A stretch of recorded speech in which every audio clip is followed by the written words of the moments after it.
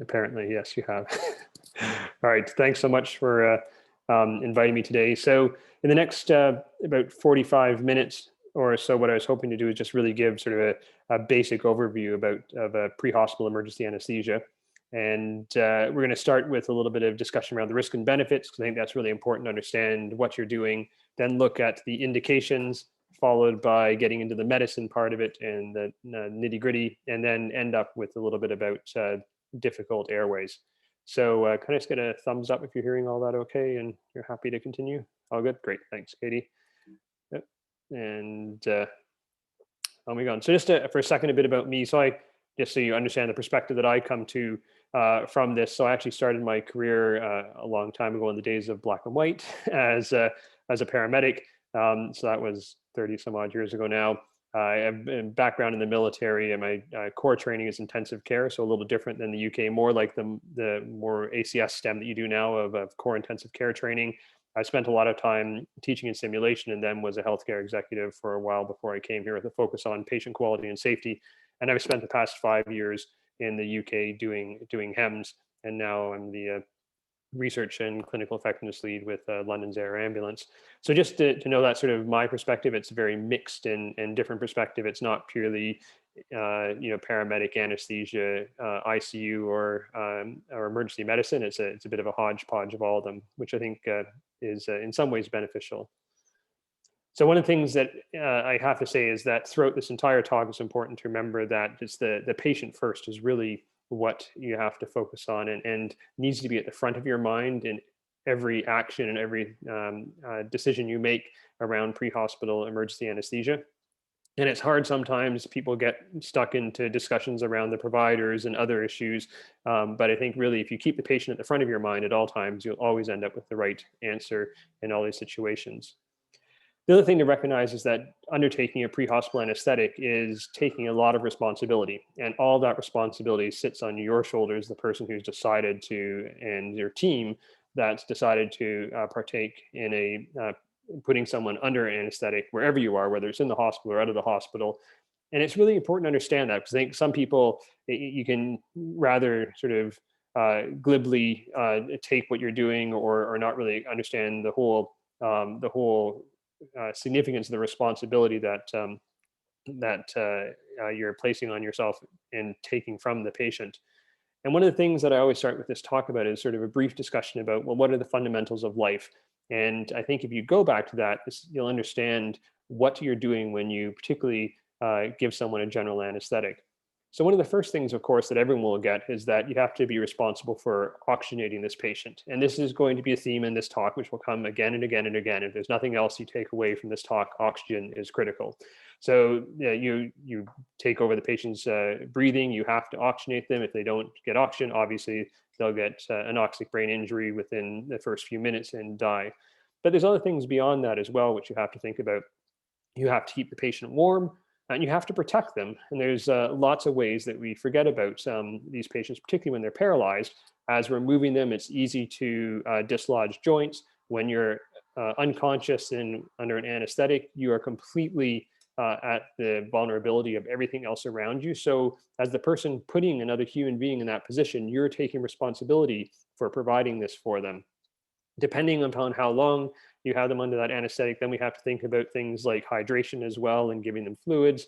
You also have to think about food and nutrition, and eventually even elimination if you have them there long enough. But managing all of these aspects of the fundamentals of life for this person that you've put into this state is a huge responsibility and should never be taken lightly.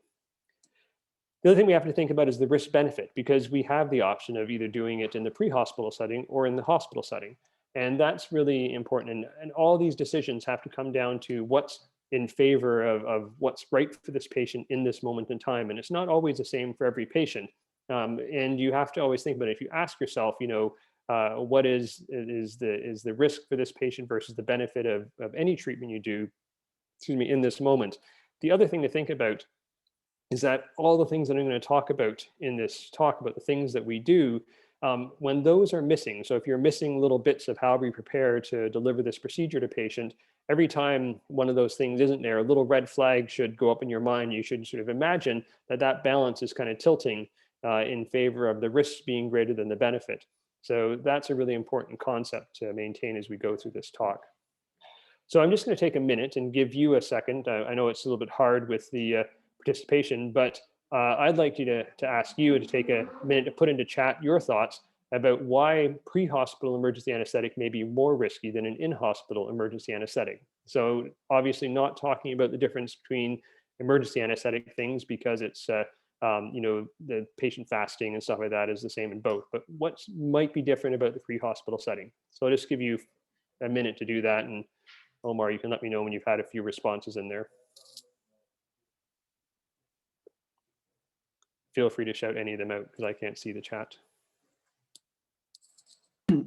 So we've got limited resources, no other specialties available, uncontrolled environment, full stomach, environmental factors, seen as dynamic, lots of environmental factors, unstable environment. Yeah, so those are fantastic, and I can probably pack up and go home now because you know most of the talk. But here's my list, and there's probably more that I haven't got, but these are some of the core ones. So one of the things that someone said, you're not that you're absolutely alone. You've always got your partner there and your team around you, but you don't have the same resources you might have in hospital. Especially if you're performing the pre-hospital anesthetic, you're likely the most experienced intubator in the team, and you don't always have someone that you can tap and turn around to come and help out. So that both plays into the risk for the patient, but also the psychology of doing this procedure when you're used to doing it in a different setting. The tools that we have are different. So you can't carry everything you can carry in a hospital. So when I'm in the hospital intubating someone in the ICU, I have at least 6 or 8 different ways that I can intubate them. I can go fiber optic. I can use a video laryngoscopy. I can use a lighted and video stylet. There's all different ways that I can potentially intubate this patient. Whereas in the pre-hospital setting, in part because we can only carry a limited amount of kit with us to the scene, we have a much different range and option of tools to be able to solve the problems we're facing. The second thing is thinking about the cognitive capacity that we have and how much we have to think about. So we have a lot to think about in the pre-hospital setting. The skills set of the team may also be different. The bandwidth is definitely different in some of these situations where you've got to manage a whole complexity of a scene as opposed to a single patient just in front of you with a whole team of people looking after them. You may have multiple patients. As many people pointed out, the environmental issues are certainly key. So we have to sometimes do this in rain, in the hot sun, and the sunlight in particular is one of the things that's most challenging for people as you look into this very dark hole of an airway, sometimes filled with blood and other things, and you have your eyes are trying to accommodate. You can lose a lot of the visual cues, and sometimes it takes a good 10-20 seconds for your eyes to accommodate when you first look in there. And then also the darkness, of course, and trying to operate at night in these environments. Time is an issue because the time that you're taking to do this procedure now is costing time potentially heading towards the hospital or moving on to further in-hospital care. As someone mentioned, resources are limited, so we have a limited supply of oxygen. We have a limited amount of gas available, and it doesn't sound like something that we face a lot in the hospital, that we have certainly during COVID. But when you're on the scene, you only have 2 oxygen tanks, and the situation's taking longer than you would hope for intubation. You can quickly burn through some of your oxygen.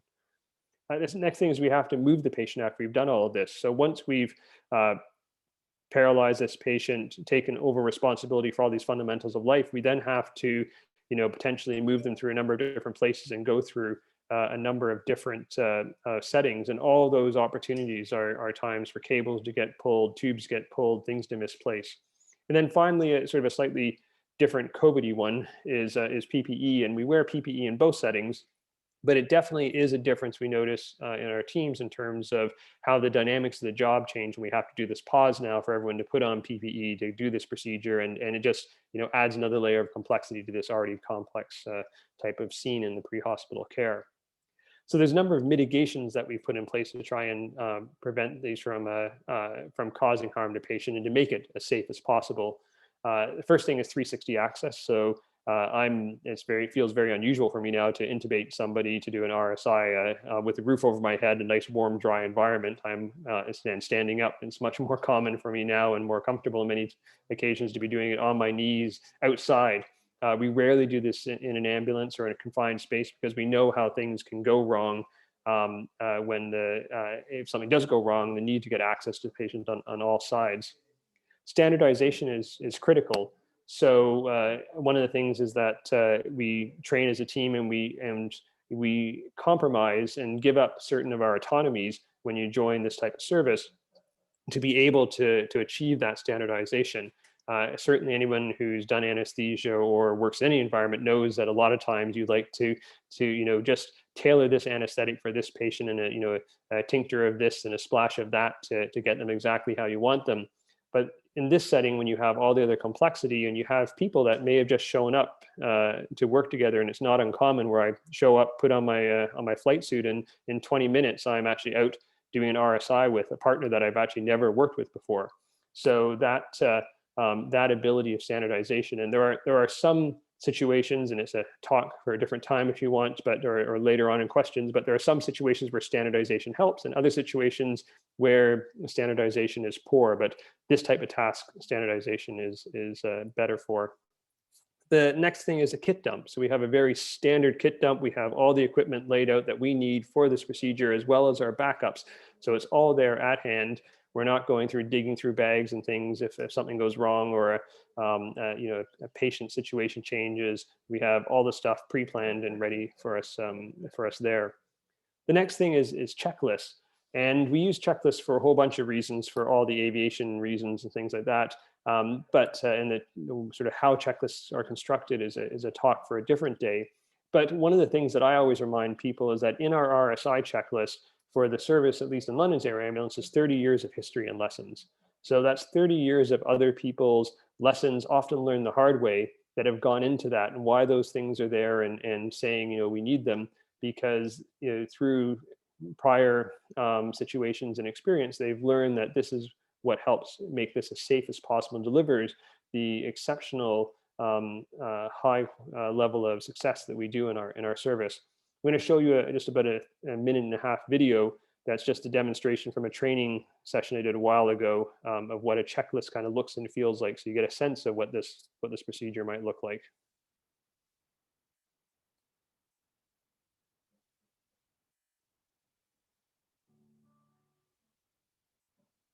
So ready for the checklist? Days of cannula, 15 liters per minute, rapid oxygenation. Oxygen mask on tight, reservoir bag, moving ventilation. Oxygen cylinder greater than half full. Spare cylinder next to patient. Baseline scene is set to 2 minutes. Baseline saturation scene. Side stream CO2 connected to monitor. IV cannula connected to fluid runs easily. Spare IV cannula in situ. It's going to be fentanyl. We'll do 100 bites, so 2 mils. Ketamine, 9 milligrams, 9 mils. Rocuronium, 90 milligrams, 9 mils. Max size forward valve working. Check. Alternate max size forward valve working. Check. McCoy working. Check. Suction working in position. Check. Backup suction available. Check. Bougie size 15. Check. Tube size 8. Check. Tube cup tested and connector secure. Check. Syringe cup. Check. Alternate tube size 7. Check. EVM connected oxygen flowing. Check. Circuit with side stream filter and CO2 cup. Check. Tube type. IGL size 4 available. Vidal and 2 NPAs. Great. Great intubate. Hey, oh, baby, let's go. So that was a bit of a video, and that was a brand new checklist we're just putting in. So it was a touch rusty and not quite as sort of as peppy as we usually go. But during that time, we use that time to pre-oxygenate the patient. So that's it's not just sort of a waste of time. It takes usually just over a minute to do that checklist, which is around the time you want to actually pre-oxygenate for.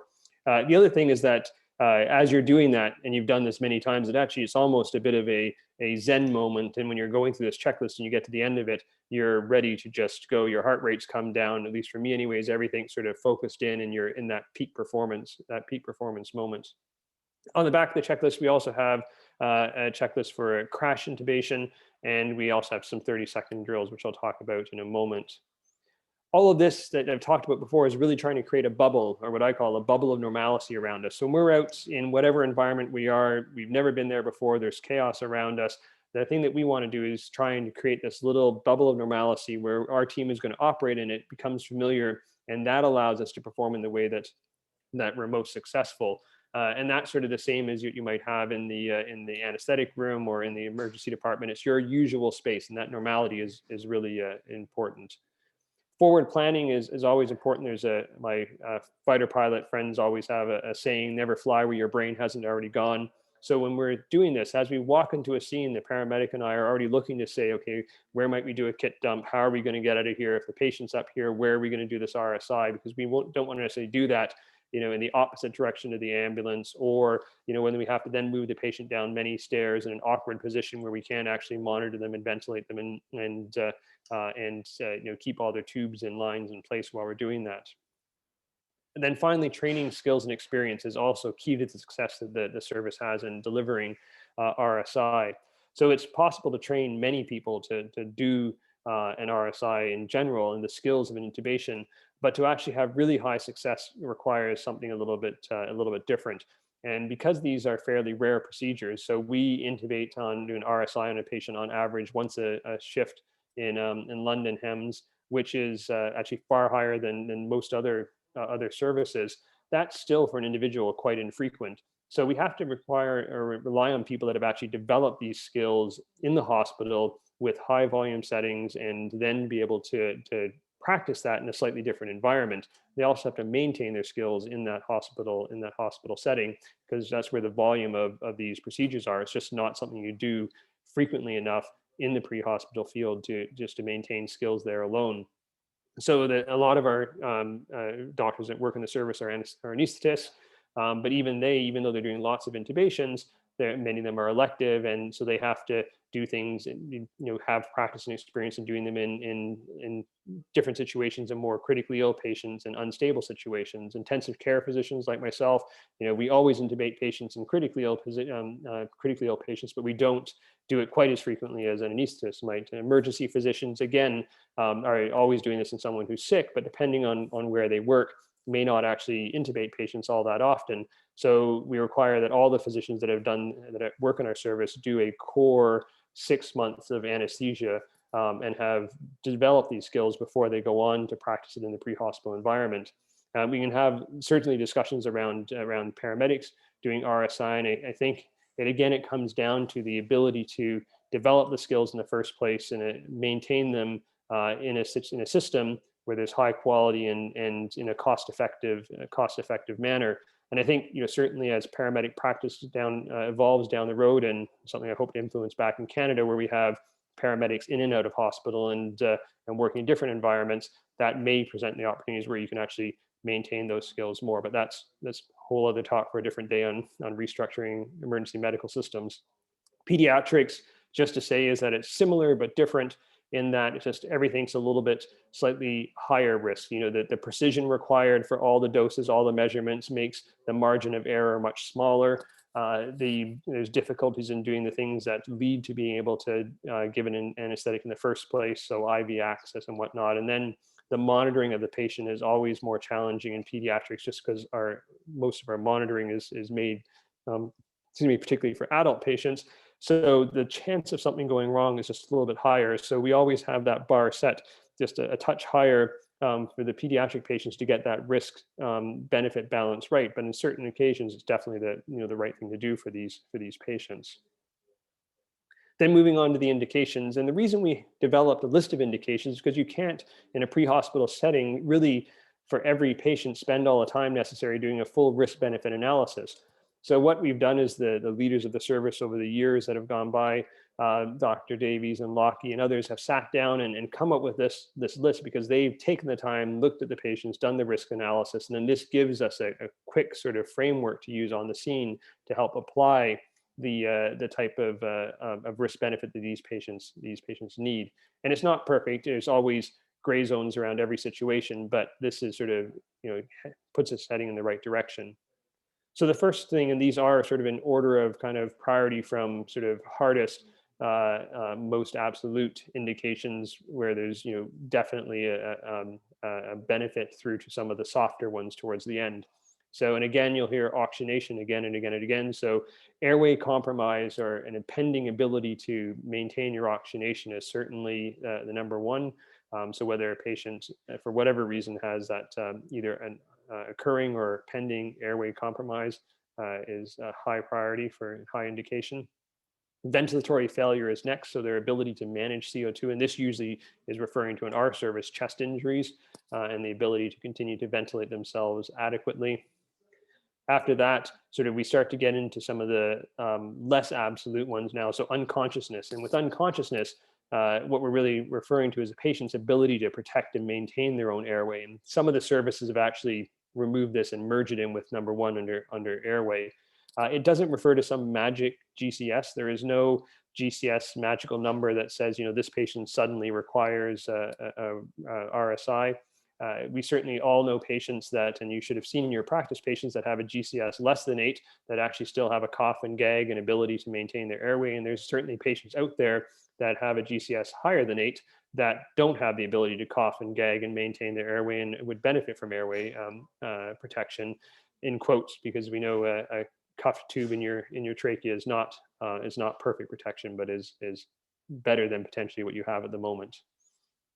The next thing is something called, and sort of we frame as an agitated head injury patients. This kind of combines a couple of different terms. So one is that there's a patient who has a head injury, who has a rapidly expanding mass that would benefit from a neuroprotective ventilation, so trying to ensure they have sufficient oxygenation and prevent their carbon dioxide from going too high or too low and leading to problems with their intracranial pressure, as well as the need for them to really get to hospital and get imaging and this managed and surgery.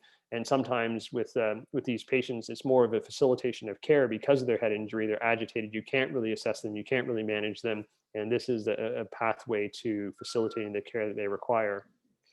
And that is similar to and somewhat leads to the concept of anticipated clinical course. And this is when you're getting into the more nebulous type of indications and where you really have to sort of apply the risk benefit a little more. There's two sort of thoughts of this. One is that in terms of one of its meanings is that there's a window of opportunity now where this patients, you anticipate the clinical courses that they're deteriorating rapidly, and now is the safest moment in time to give this patient anesthetic, and in a little while, because of their condition, they're going to be less safe. So we should seize this window of opportunity. The other situation is patients who have time-sensitive injuries or illnesses where they, taking this moment now can speed up the rest of their care into that procedure they need, whether it's going to interventional radiology or to the operating theater or to get a CT to then get neurosurgery. Although that CT one is definitely a little bit on the softer side, and really this is where the expertise comes into knowing what's right for each patient. And then finally, the humanitarian, and this is really around patients with significant injuries and who require pain management that's beyond what you could give them with just regular analgesia, because likely if you were to give them so much of that analgesia, so much opioids or other things, you'd end up obtunding them and compromising their airway or ventilation and oxygenation status anyways. So again, this is sort of the softest of the 6 indications.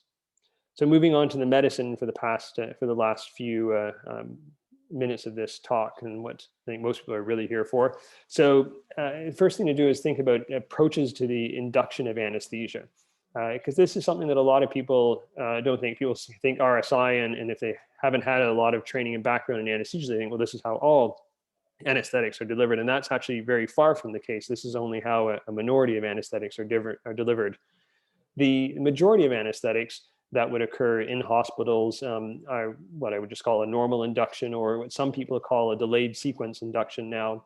And this is in a certain setting where you have a fasted patient. It's either elective or non-emergent. Usually you've had time to assess the patient. You know that their physiologic condition is.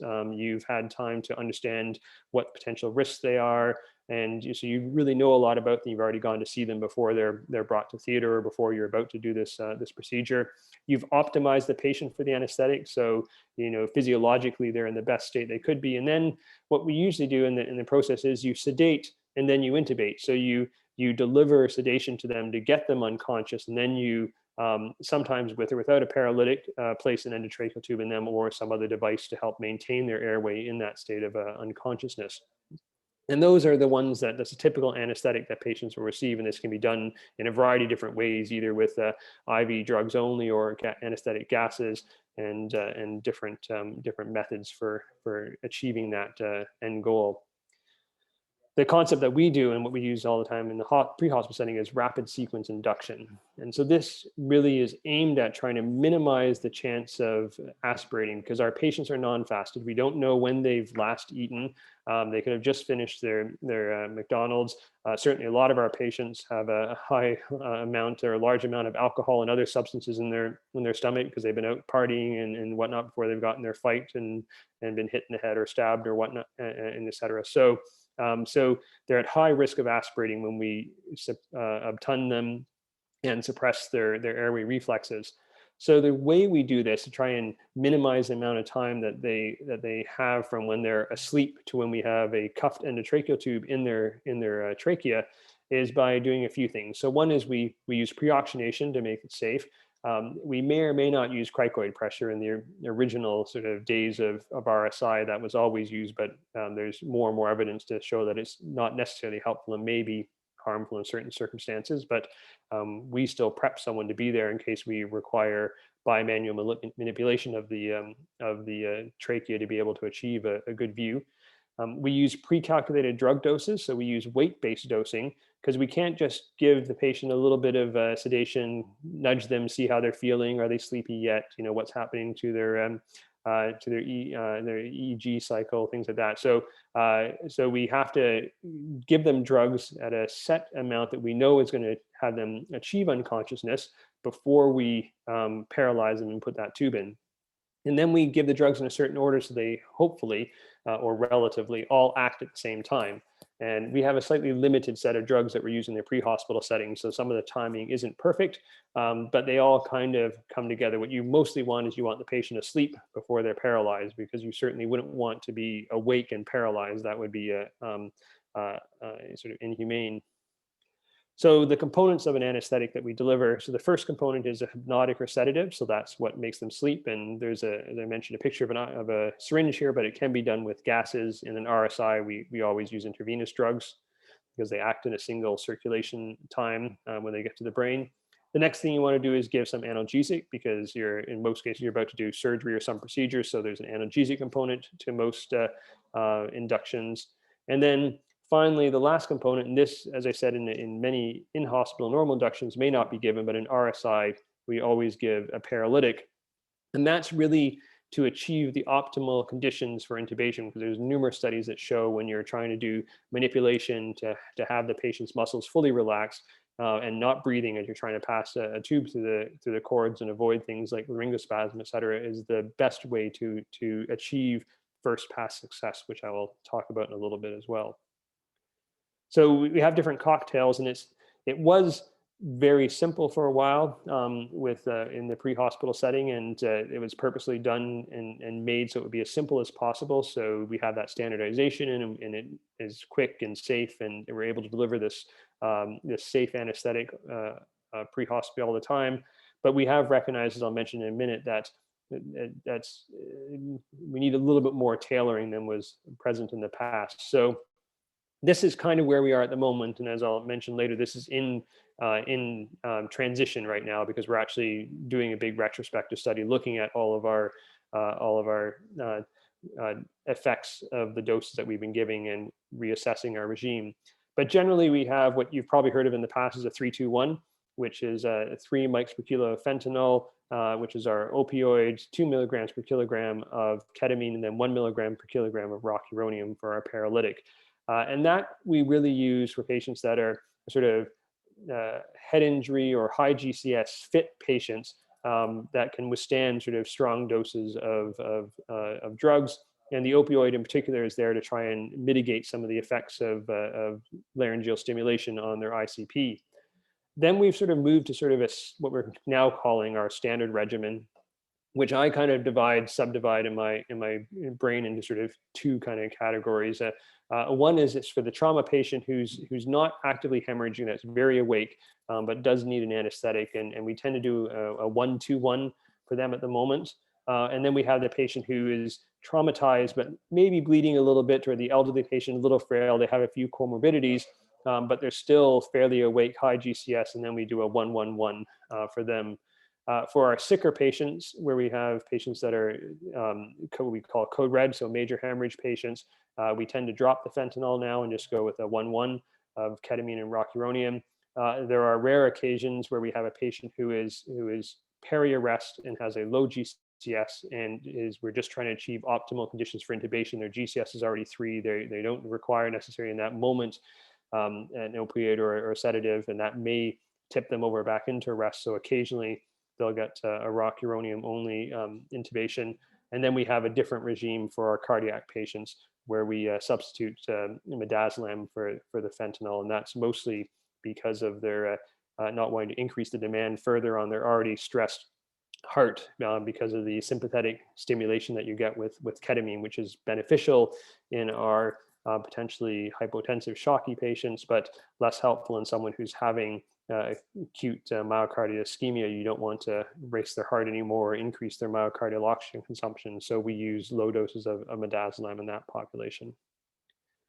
And this is why when the big question comes, and this is where the real art of practicing medicine comes in, is the when to RSI in a patient, because we know that there's certain indications, but we do know, and there's more data coming out. This is a paper from a couple of years ago now by Richard Lyons and his colleagues at KSS, which showed the effect of intubation and drops in blood pressure with some of the regimens. And this is what they're about to release a paper, and we're also looking at this at the moment and about to publish another study to reassess this, because as I said, the first thing we want to not do is any harm with our patients. So we have to be very cautious in what we do.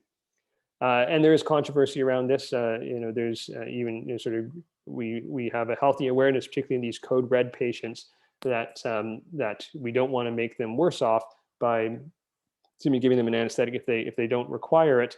And so I think we have a higher threshold for delivering an anesthetic in patients who are actively bleeding but otherwise maintaining their airway, at least until we are able to resuscitate them further.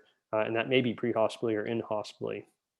And that sort of gets to the next point. This is a picture of an aircraft taking off and landing, because these are the two highest risk periods of any flight.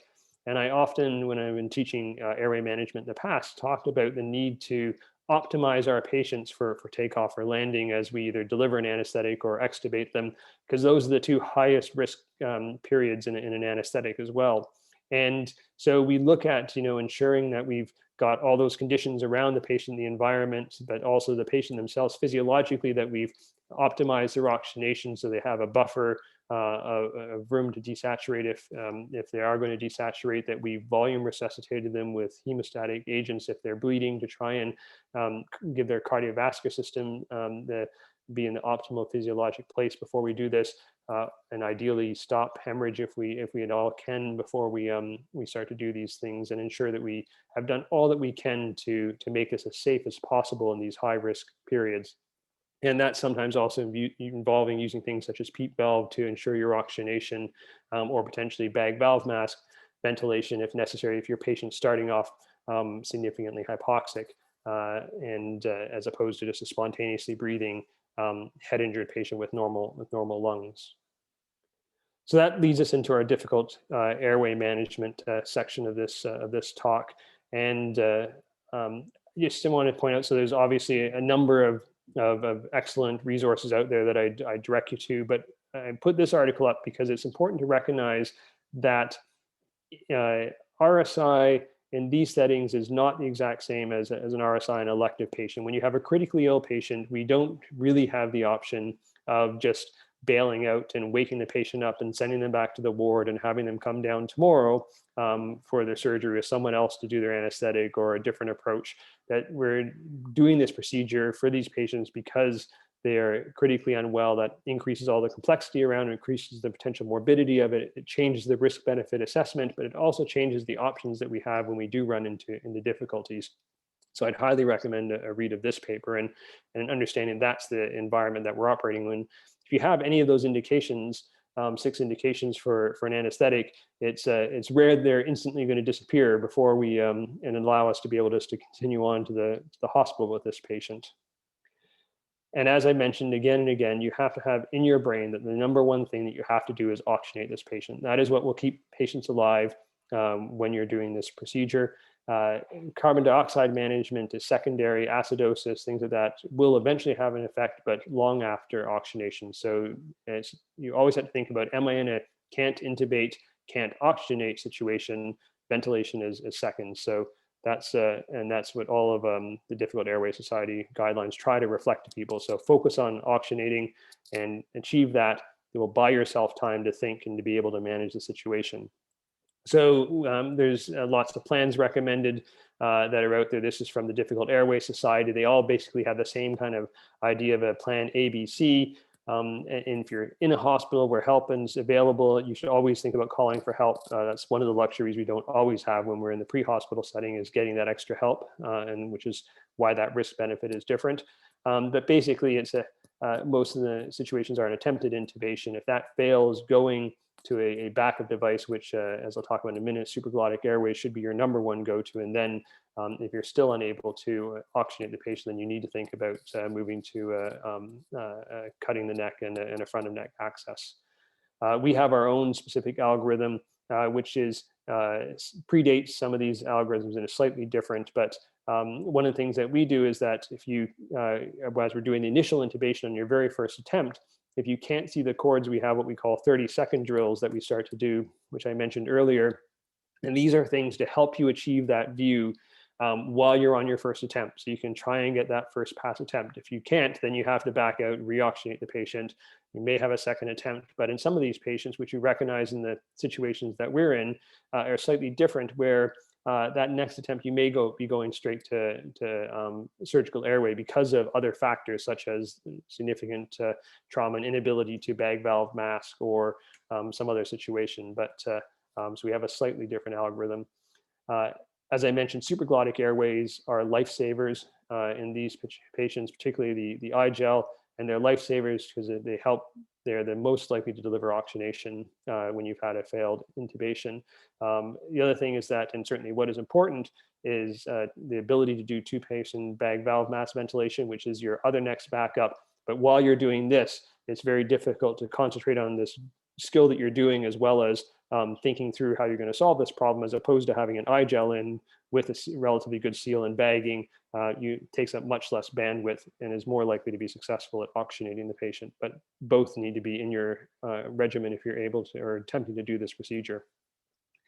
We recently looked at our history over the last 20 years of surgical airways in the service here in London's Air Ambulance, and what we found was an exceptionally low rate. So of our pre-hospital anesthetics, less than half of 1% ever went on to fail and require a surgical airway. And that's pretty much our failure rate, because we almost always convert due to some of the experience in the past and the findings around all that we have to do with patients. We find that supraglottic airways are good for very short term to help stabilize the situation, reoxygenate the patient.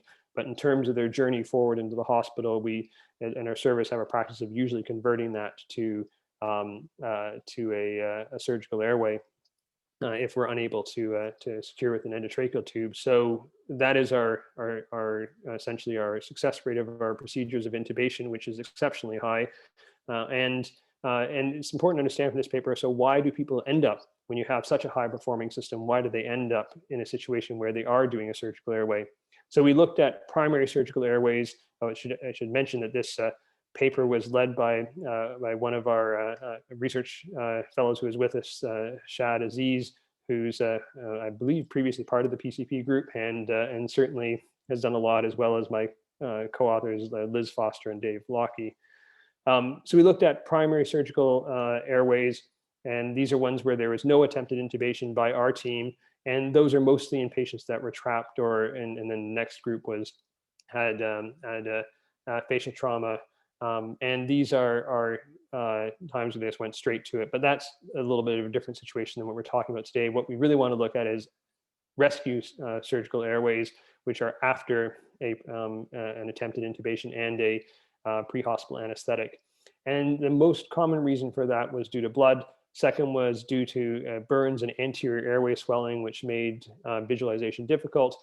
And then after that, restricted mouth opening due to external burns that wouldn't allow enough movement of the mandible to be able to get a blade in and achieve a good view. So I think that's really important to understand, and again harkens back to why first pass success is really important. And one of the reasons that's important is because of its impact on you in terms of human factors and bandwidth. So where we want to be at the end of our checklist when we've got there is in that sort of yellow zone, that optimal stress level where you're actually at peak performance and you're at the top of your game and everything's going well and you can achieve this and you have positive mental thought and you have a positive reinforcement situation. As soon as things start to go wrong and you don't get that first tube, you start to go and slide down that your bandwidth suddenly gets filled up and thinking about, oh, all these other things that I have to do. You were already thinking about how to get to hospital, how to get the patient out, and all the things you had to do with this patient already. And now you've added a whole bunch of extra stuff on top of that, which has sucked up your bandwidth. And with that, your skills also start to decrease. So as soon as you start to leave that optimal performance range, you start to run into issues with your fine motor skills and then your complex major motor skills. And that makes all the things around a psychomotor task of intubation even more difficult. So if you can avoid the situation in the first place, you're less likely to avoid this death spiral for certainly your patient, but also yourself. So doing all these things up front so you don't run into that need to try and do this again is really critical. And then if you do run into it, that thing of being able to oxygenate, step back and say, the patient's oxygenating, I have time, I can think about this, I'm happy with this iGel performing right now, work with your partner, work with your team, come up to a new strategy, change things so you're able to then have a successful intubation in the next attempt. That brings us to the end of the talk, and just for a second about future directions, where are things going? So despite what I had just said about blood in the airway and things, we are looking at video laryngoscopy, and we'll be doing a trial of that in our service in the near future. That's not so much actually really to try and change our success rate, because when you're at 99.5%, it's hard to achieve that.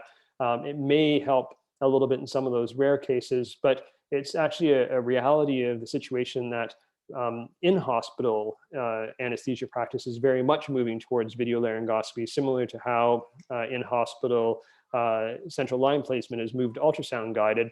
So the skill set of the people that are coming out over time change, and we need as a service to adapt and to manage that. So we're going to trial that. It also has some other potential benefits with situational awareness for the team and whatnot, although that some papers suggest that may be more distracting as well. I think there's going to be further work on looking at our regimen of drugs that we're giving, and also that trying to decide the optimum time and where is that risk-benefit balance best for these patients. So that's the end of my talk, and I'll stop there. Thank you so much for coming along and sharing your talk with us. It's really fantastic. We'll let some of the questions roll in, if that's okay with you. Yeah, thank you so much for that. I'd just like to echo that. That was a really great talk. It was really, really informative. We've got a few questions coming through. A couple of questions about the drugs that you use for RSI. One was, why is rocuronium preferred over succinylcholine? And then another one that says, any reason for not using etomidate or hypnomidate? Yeah, so I'm not as familiar with the second drug, although it may be a typo thing. Certainly, etomidate I'll tackle first. So etomidate was used in our service a while back. And then a research trial that we did showed that there were significant rates of increased ICP in the patients that it was used in, because etomidate, while it's a sedative, actually doesn't have analgesic effects. So they really felt and had the effect of the stimulation of laryngoscopy. So you can imagine what it's like with your gag reflex to begin with, when you stick a big laryngoscope all the way down and are almost tickling your vocal cords, that causes a lot of stimulation to the patient. And if they're paralyzed, that doesn't prevent the autonomic and sympathetic stimulation they get, and drives their blood pressure up. And if you have increased ICP, that's a problem. Also, there's a whole raft of other issues with etomidate and potential adrenal suppression that's come out in the literature and things. So it's not used. At least in Canada, it was never actually fully licensed. It was always a special access drug, which meant it was just a pain in the butt to go through a bunch of paperwork to get it out and use it and things. And I think that was a similar situation in the UK, that there was a lot of bureaucracy with using it. So that's why we don't use etomidate. Why we use rocuronium instead of succinylcholine. So there's a few things around that. So the thought around difficult airway management has changed. There was originally thought at one point that, if you use this short-acting paralytic, that if things didn't go well, you could wake the patient up. They would start breathing again, usually somewhere between 6 to 10 minutes for succinylcholine, and then you could have a patient who's breathing spontaneously and try other things if necessary. The problem is that all the data shows that actually succinylcholine works long enough that if anyone's in difficulty, they're going to run into oxygenation problems anyway. So this idea that you can bail out of it doesn't really work. And the second more interesting thing is that actually all the data shows now with the difficult airway management that what you really want is a patient who's well paralyzed and relaxed to be able to do bag valve mask ventilation, to insert an eye gel, to do all the rescue procedures. And that actually what was causing a lot of problems is when someone was in difficulty, they were actually becoming partially paralyzed while you were trying to do second attempts and rescue and dealing with a difficult airway, and it actually had worse outcomes. Our patients are all staying asleep. We like it because it lasts usually 15 to 20 minutes or longer to get them to hospital. We don't have to keep paralyzing them. So we give it to them, we get good paralysis, and it's maintained. Thank you for that. We've just got Dr. Greer as well in the chat. He's answering questions about video laryngoscopy. But Dr. Christian, we've got a question for you about thiopentone in isolated brain injury and what you think the future holds for paramedic RSI. So thiopentone, I certainly don't know a lot about. We haven't used it. It's not a drug that we typically have in our setting. I think some of these drugs have a potential advantage of having suppressing more of the metabolic demand of the brain and have some secondary benefits there. But I'm not familiar with anybody using it sort of routinely for RSI. For paramedic RSI, that's a really challenging one. Certainly in Canada, the systems I came from, we predominantly used had paramedic pre-hospital RSI, but and as have many places in the world, have really struggled to be able to maintain high first pass rate successes. The challenge is just that ability of something that's very infrequently done, and to have a system where you can maintain the skill set required to be able to deliver it. And we actually rely on sort of the in-hospital practices to establish and then maintain the skills. So as an impossible no, there's nothing particularly fancy about learning the skills. It's how do you learn it, deliver it, maintain it in a cost-effective manner, and be able to do it all the time in a system so you deliver high quality patient care. And that, again, why I go back to the patient focus part of it, and it's how do we deliver the care that's the safest and most effective for the patient. Awesome, thanks. And then just the last question, I think, has the intubation success rate changed during the pandemic period with the use of PPE with or without PAPR? I'm not sure what that acronym stands for. PAPRs, so they're a device for purified air respirator. Oh, right. Powered purified air respirator. And so haven't seen the data yet. It's definitely out there. I've certainly looked at some of the data around out of hospital cardiac arrest and the impact of PPE and things like that on there. It looks like there is some impact of that. It is definitely somewhat harder, but you have to adapt. In Canada, it's sort of weird. When I came to the UK, we went through SARS, and I would never intubate someone without PPE on for the last decade. So I'm sort of relatively used to it. but then got out of it when I came here, and now sort of relearned it. You definitely have a different feel. You have to get used to it. I think that's where some of the things like video laryngoscopy and other stuff may be more useful and more advantageous, a little bit less fogging, but it's a completely different technique than doing direct laryngoscopy. It does keep you a little bit further away from the patient, which is helpful.